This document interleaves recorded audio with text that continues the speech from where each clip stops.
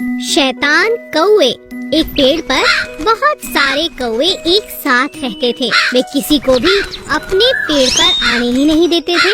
कौवे बहुत शैतान थे, हमेशा अपनी मस्ती में ही लगे रहते। एक दिन जंगल में चारों ओर अंधेरा ही अंधेरा हो गया। बरसात का मौसम था और जोर की आंधी चल पड़ी। कुछ ही देर में जोर की हवाएं चलने लगी। कुछ ही देर में एक चिड़िया आई और उसने कौवे से कहा, भाई कौवे, बरसात होने वाली है, मुझे भी थोड़ी देर अपने पेड़ पर शरण दे दो। क्या मैं थोड़ी देर यहाँ रुक जाऊँ?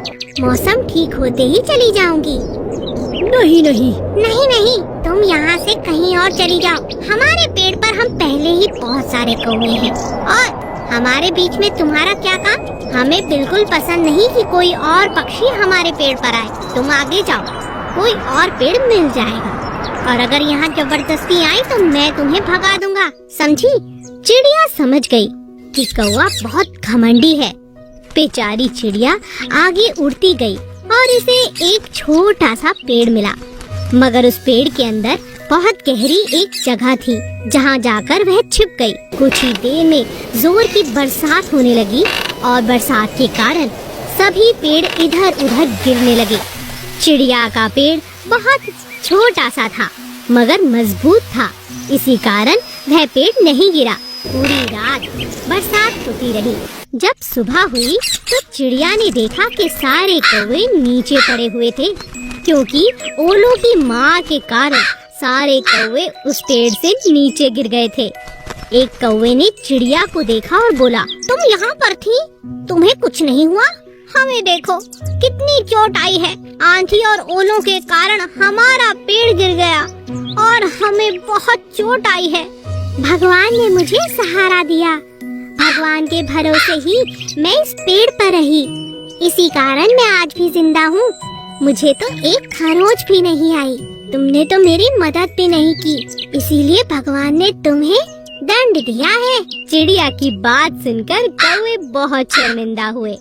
हमें माफ कर दो, आगे से हम भी बाकियों की मदद करेंगे। नादान हिरन। एक हिरन था जो खूब घास खाता, लेकिन उसकी एक बड़ी बुरी आदत थी कि वह घास खाते वक्त पूरी घास को जड़ से बाहर निकाल देता। यह बात बाकी हिरन उसे समझाते। ये क्या कर रहे हो? कैसे घास खा रहे हो? पूरी जड़ से बाहर निकाल दी, ये गलत है। तुम चुप रहो, मुझे मत समझाओ। मैं जैसे चाहूँ वैसे अपनी घास खा सकता हूँ। मैं तुम्हें समझाना चाहता हूँ, अगर तुम ऐसे घास खराब करोगे तो इस घास को उगने में बहुत समय लगेगा। तुम्हें समझना होगा कि जड़ से नहीं निकालनी चाहिए। क्यों नहीं निकालनी चाहिए? तुम अपनी घास खाओ, मुझे परेशान मत करो। मगर हिरन कभी किसी की बात नहीं मानता। एक दिन शेर ने उसे घास खाते देखा तो हिरन शेर के डर से इधर उधर भागने लगा और बड़ी दूर तक भागता रहा।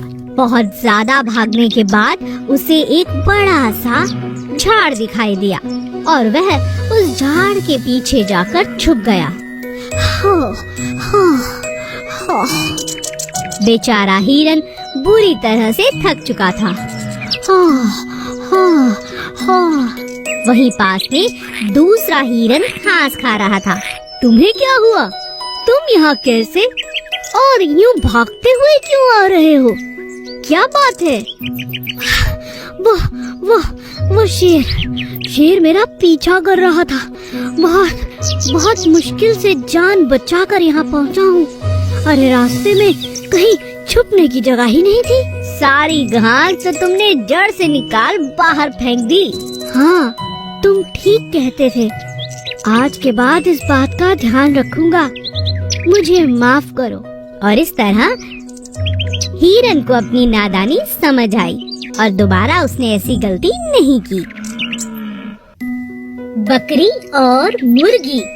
एक दिन एक मुर्गी के पैर में चलते चलते बड़ा सा कांटा चुभ गया। बचाओ बचाओ, कोई मेरी मदद करो। ओह, बहुत दर्द हो रहा है। वहीं पास में एक बकरी घास खा रही थी। अरे मैं ये तो मदद कौन मांग रहा है?